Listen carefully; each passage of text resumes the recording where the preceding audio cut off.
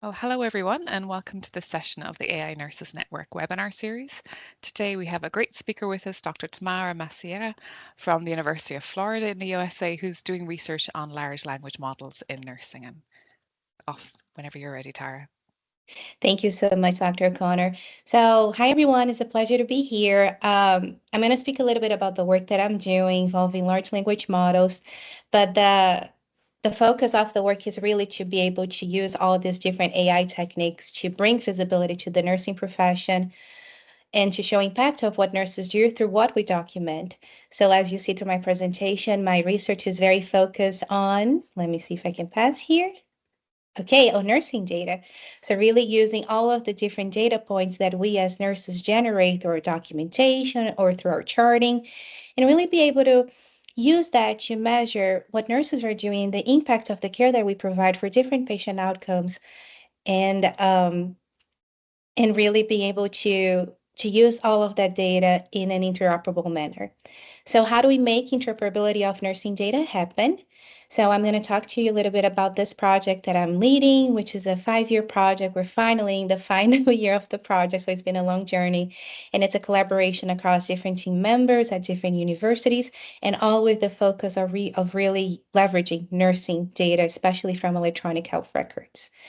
So the goals of this project are to create a data infrastructure where we can get data from wherever the nurses are documented, which we call EHRs here in the US, or also electronic medical records.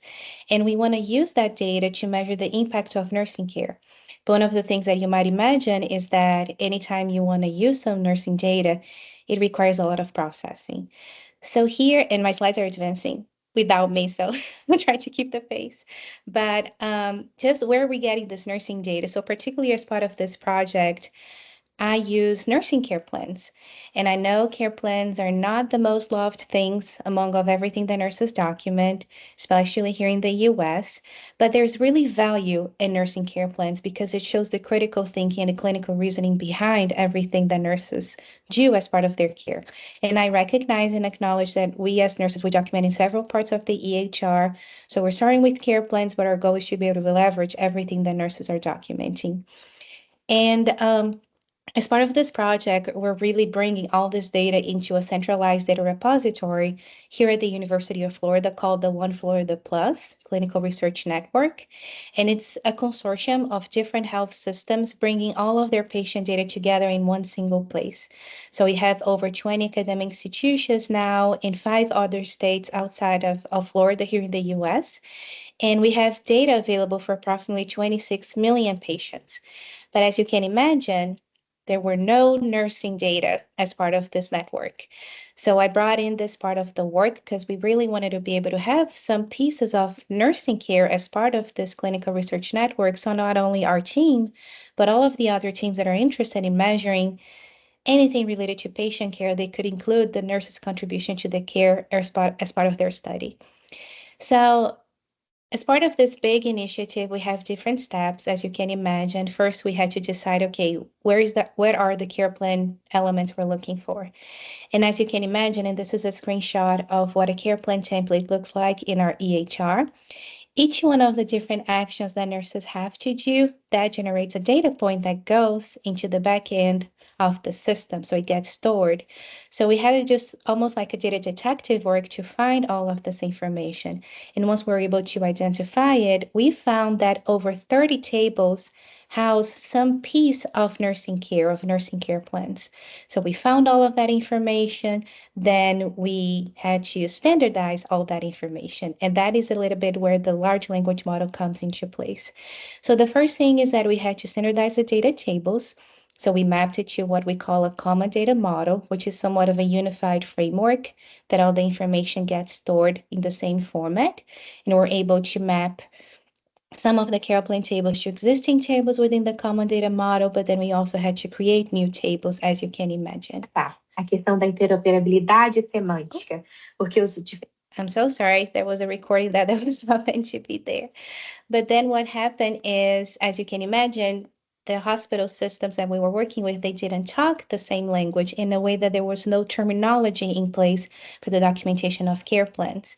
So we had to standardize that data, we had to bring semantic interoperability into this work. And this is where the large language model came into place. So initially in our project, when we started it, the large language models were not readily available as they are now for both research, clinical practice, and just our day-to-day use and education as well. So we tested out different natural language processing models at the time, and this was like 2020, 2021. And those models were not really ready to process nursing data or to capture the essence of the nursing care through the documentation. So we had to do a lot of manual work in processing that data. We had to manually map different terms that nurses use in the care plans, choose standardized terminologies, and that took us a lot of time to do. But then when the large language models became available, we were like, well, let's see if they can help us in any way. Could the large language models do this work for ourselves without us having to be a part of it? So they could not do that. I already tell you that, but they can definitely assist us in doing this data standardization. So what we did as part of this project is that we combined large language models with what we call a retrieval augmented generation pipeline, or RAG, which is basically combining two different AI models to do different tasks. So here in the diagram to, I believe, your left, you're able to see what this RAG pipeline looks like. So when you're trying to map data to a specific reference like an ontology or terminology, or just trying to standardize that data, you need to bring some context to that information. Because if you just have a concept like pain acute by itself, it's kind of like it might be easy for us to understand as humans and as nurses what that phenomenon is that the nurses are recognizing to their patients. But the computer doesn't understand that unless we provide some context. And the context that we wanted to provide as part of this standardization task was really to give the large language models the content from the nursing terminologies we were using as part of the data standardization or the mapping. And to be able to do that, we couldn't just use, for example, ChatGPT and go into the chat box or the interface and type in the question we had and input the terminology, because first it was not going to be a secure place to do that because of intellectual property and things like that. But also there are character or token limitations within using an interface like that, so it couldn't process the thousands and thousands of terms that we're trying to map at once. So we brought this retrieval augmented generation pipeline to help us with that.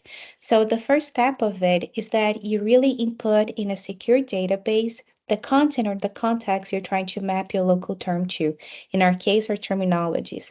But then we had to use the retrieval part where we wanted to get from those terminologies only the information that was relevant to that specific care plan term that we were trying to map. So instead of having our large language model, and in this case, we tested different ones. We tested open source large language models. We also tested the OpenAI's GPT models, so GPT-4, GPT-4o. I think we tested at some point GPT 3.5. And we couldn't just give those models 600, 700 terms to process at once, because it was one generating a lot of hallucinations.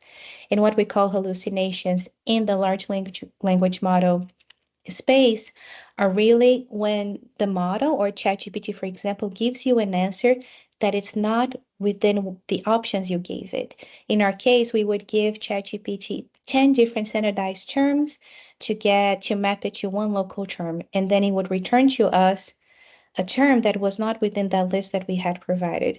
So that's what we're called hallucination as part of this project.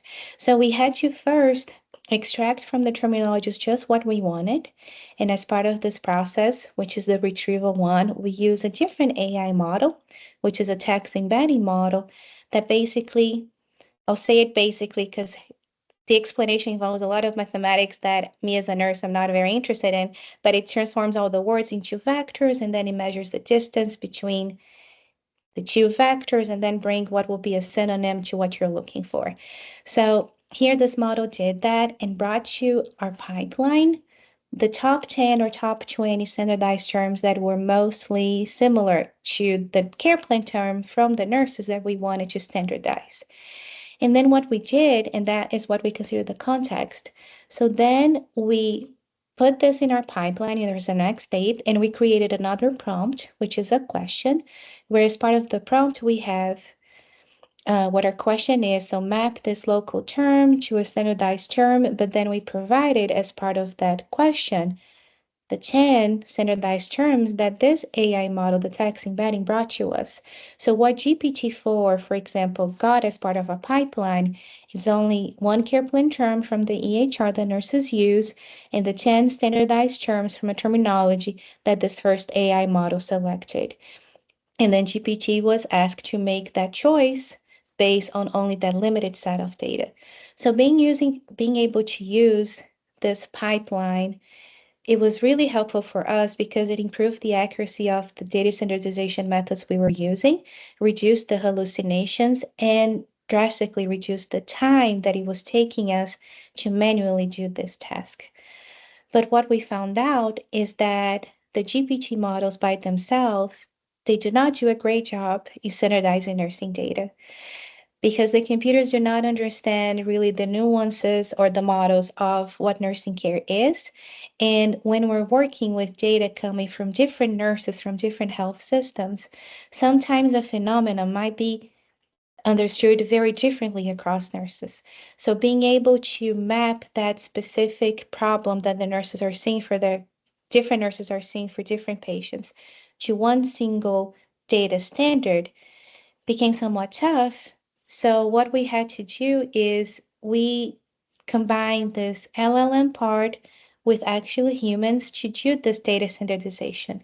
So as part of our RAG pipeline, we would give our first AI model, the text embedding, the information we wanted, the context. It would retrieve for us the top 10 standardized terms, and then humans would go in groups of 3 because we wanted to make sure that our process was reliable and accurate and so on. So groups of 3, and these were all nurses and experts in informatics in some way in nursing care. They would select independently what the best standardized term they thought it was. Then throughout consensus, we would achieve this one-to-one mapping, and then we gave it to the actual nurses to validate that. Because sometimes, even though we were very confident that pain acute means acute pain in standardized terms, some nurses would come back to us just like, no, that's not the way that we use it. So we would have to go back and redo the mapping, which is perfectly fine and part of the process because we want the data standards to represent the reality of what the nursing care is. Otherwise, it doesn't have any value for research and clinical practice if what your findings are not perfectly or accurately representing the reality of the nurses and the patients they're seeing. So once we did all this mapping, we then put all of this data standardized into the centralized data repository. So as part of our work, every 3 months, 12 different hospitals send nursing data into the centralized data repository. And it makes me very pleased to say, and I even have a meme there, that currently in the centralized repository, we have nursing data for approximately 1 million patients. And these are adult patients only, so we don't have for the pediatric population yet. But we finally have some nursing data, standardized nursing data, in a place where clinicians and researchers and those interested in asking any questions about nursing care can request that data and use for their own projects and so on, along with us being able to use in our own research. And the good thing is that all of this nursing data is linked to all of the other patient data. So if you were to go in and you had a question about a cardiac condition or something like that, and you want to just to see what happens to the patients in the hospital, you're going to be able to get the medical diagnosis, the procedures that were done, the vital signs, laboratory results, and nursing care plans for that specific population. And everything will be linked by the same patient and by the same hospital visit. So you're able to do analysis at that level. And another part of my work is that through all of this process we've done, we see how tiresome nurses are from documenting and everything, and also how hard it is to keep data quality with the current systems that we have in place, the current documentation systems. So we wanted to see, can we incorporate the large language models as part of nursing practice to help the nurses with their documentation needs? Because that way it could potentially reduce the time the nurses are spending documenting, but also increase the quality of the data they're generating and increase the quality of care as a subproduct of it. So we have an initiative that we call MOXIE, which is a system we are creating here at the University of Florida with the team that we're creating, where it's basically a Siri for nurses, as we say, or as an Alexa for nurses. You're a fan of Amazon, which basically is a voice to text. So it leverages AI ambient listening, which a lot of different initiatives are leveraging, which is great.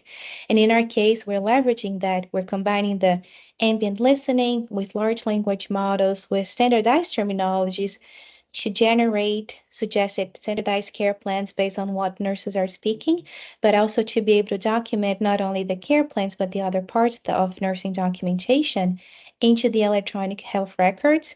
And as we say, we're hoping that this becomes something that the nurses can use anytime, anywhere, hands-free. And basically, we want to take the nurses from the computer and back to the patient's bedside, which is what I believe is what we go into the nursing profession for. We don't go to be taking care of computers, but taking care of people.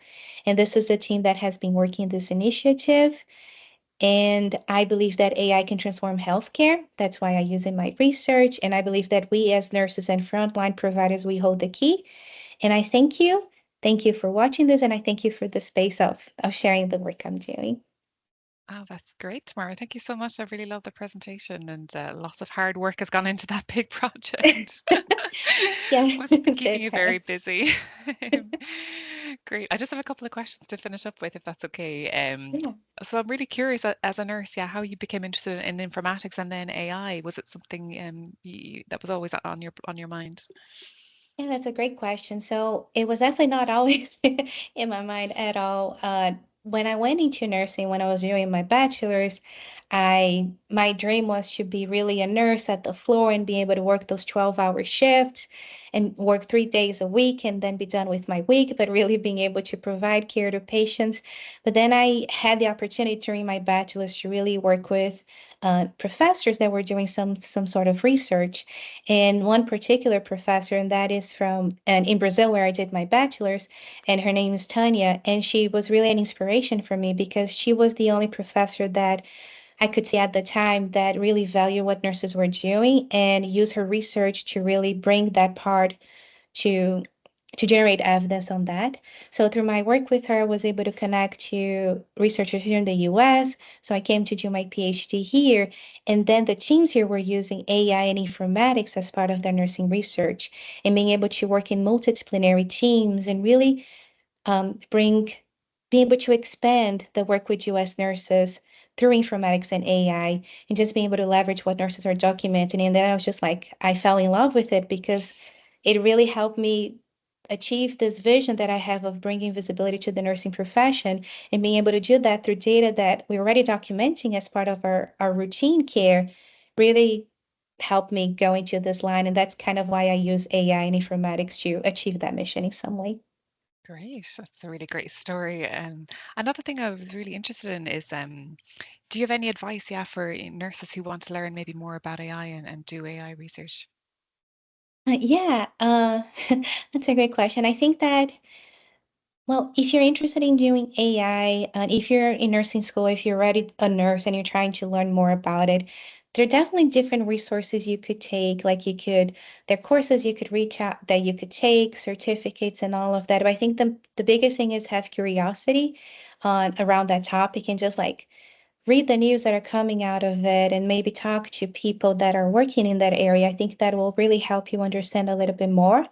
And also, if you really want to be part of that work or just dive deeper into it, reach out to those you know that are doing some work like that. Because I can tell you, we as nurses, we are always welcome of everyone. Like I have a bunch of students working with me. They were just like, "Can I do some work in AI?" I'm like, "Yeah, sure, come on board." And those are nursing students, those are undergraduate students that are wanting to go into nursing and nurses as well. So that's kind of like when I just reach out to people. There are a bunch of resources online that you can take a look at and just interact yourself with large language models like ChatGPT, but also all the other ones available. And I think that would be a good start. Yeah, great. Lots of good advice there. Thank you.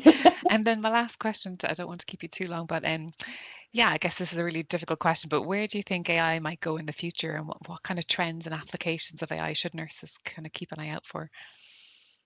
Yeah, I don't know far along in the future because I think we're always scared that robots are going to replace us and AI is going to replace the entire work and healthcare workforce, not only nurses. And I think it's going to take a little bit for us to get to that space, and I hope that we don't get to that space.